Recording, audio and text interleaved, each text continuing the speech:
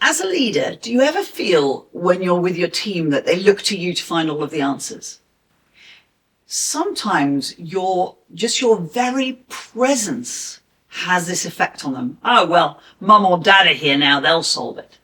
So I was recently talking to a chap who had an issue with his team, and he really wanted to include them in solving the problem.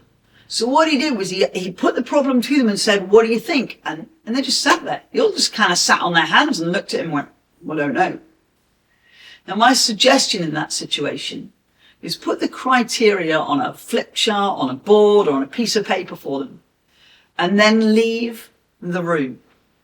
As a leader, while you're in the room, without you even meaning to, it can impose that kind of mummy or daddy are watching you kind of feel.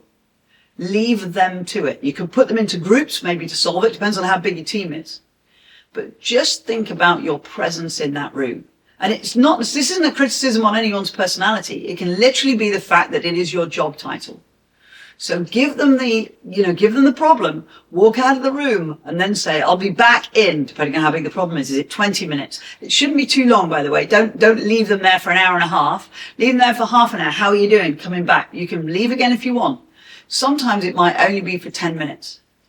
Force them to think for themselves and have conversations. I tend to find that people tend to behave like grown-ups when we treat them like grown-ups.